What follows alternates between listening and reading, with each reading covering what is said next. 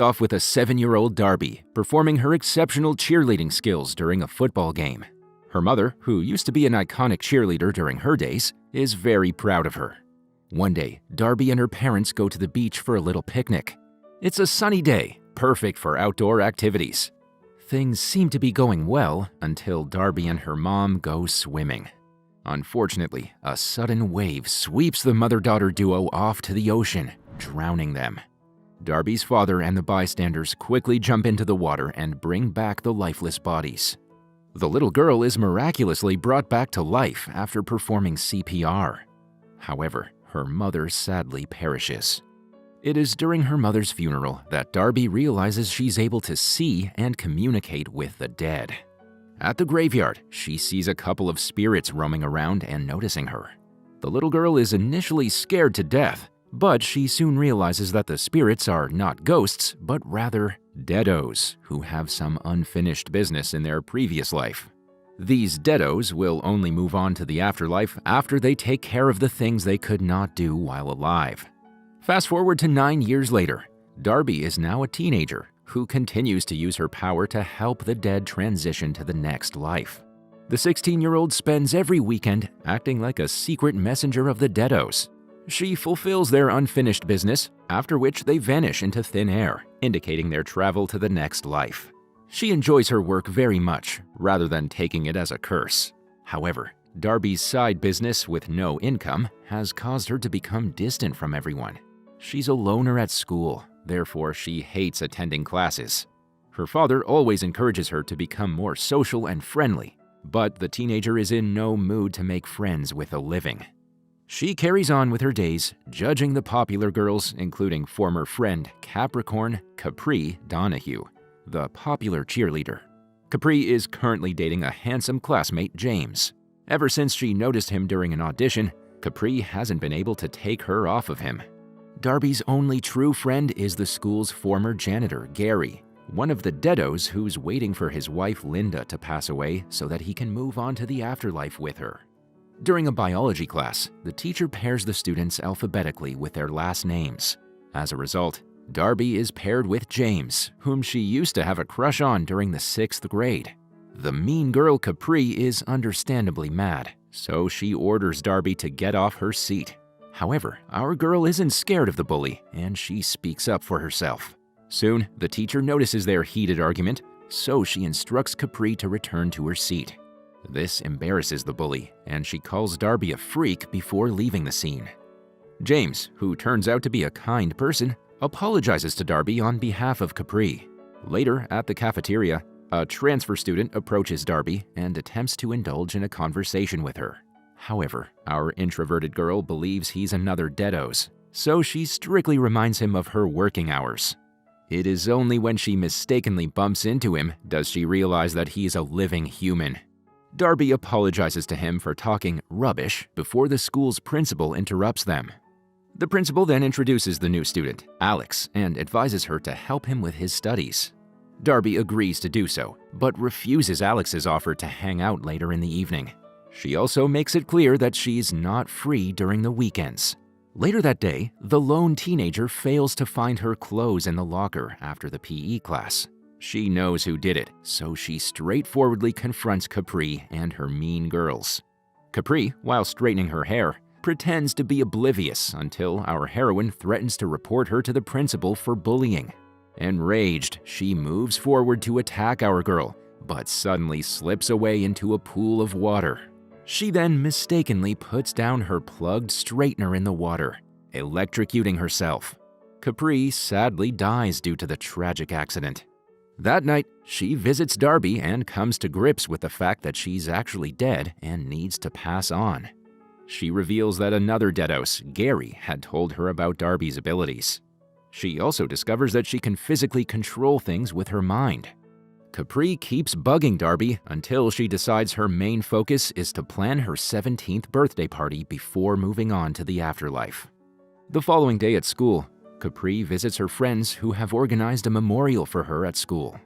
However, she becomes mad when she realizes that they've brought the ugliest photo of her for the memorial.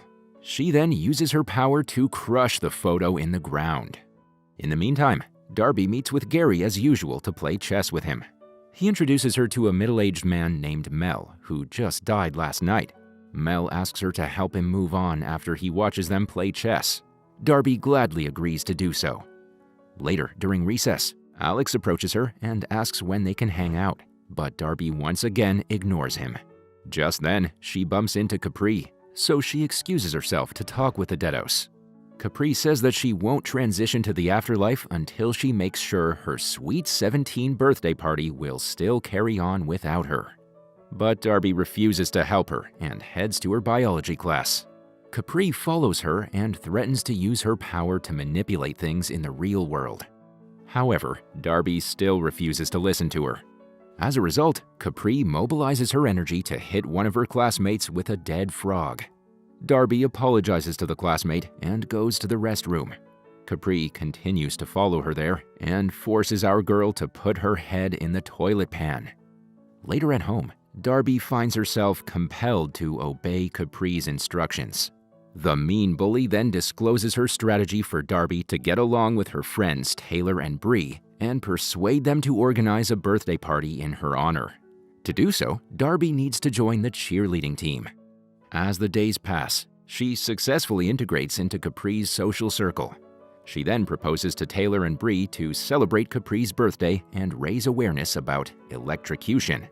They initially think it's a stupid idea, but Darby eventually convinces them by saying that it could get them more followers on social media. Soon, with Capri's influence, Darby starts gaining popularity. She performs exceptionally with the cheers and gets praised for her amazing skills. Additionally, she goes to see James, who has been absent from the school since Capri's passing. Darby also starts spending time with Alex, and it's evident that the two are in love with each other. After one of her cheerleading performances, Alex asks her out on a date, to which Darby gladly accepts. Just when things seem to be going in the right direction for our girl, problems arise. Darby's new life starts to interfere with her old one as she misses the date with Alex and repeatedly declines to assist Gary's friend Mel in moving on to the next life. Capri initially feels jealous of Darby's growing influence over her friends, but is reassured by Gary and Mel. One day, Darby goes to meet James and hands him over some notes. They go through his childhood photo album, and James reveals to have had a crush on Darby when they were children. Surprised, she quickly changes the topic by pointing at a treehouse. The scene then shifts to the two teenagers spending quality time together at the treehouse. James inquires if he can go to school with her, to which she gladly agrees. The next day, however, a rumor about Darby dating James circulates around the school. Things get elevated when James holds her hand in front of everyone. Capri, who is lurking around as usual, overhears James saying that he enjoyed spending time with Darby yesterday. This obviously makes the bully jealous, so she starts haunting him, pressuring him to break up with Darby. The following day, an anxious James visits Darby and takes her out for a drive. He then reveals that Capri may be trying to communicate with him from the afterlife. However, our girl suggests that he ignore his instincts and be more present in reality. Days later, Darby attends Capri's much-awaited birthday party, despite Capri telling her not to do so. Darby then discovers James communicating with his dead girlfriend through a Ouija board. Soon, Capri taunts and disrupts the party with her antics and threatens to not stop the deed until Darby shows her true colors to everyone. This way, everyone will know how much of a liar she actually is. Capri goes on to use her energy to manipulate the Ouija board and hover it in the sky. Everybody is astonished to see the flying Ouija board, while Darby incessantly tries to catch it. When Capri threatens further embarrassment, our girl eventually opens up to everyone about her abilities, admitting that her previous behavior of being cool was a facade. Because of this, she's once again the subject of ridicule at school. Unexpectedly, Capri visits Darby to make amends. She comes to the realization that she really acted selfishly at the party. She doesn't want to leave the human world with a bitter relationship with her childhood best friend.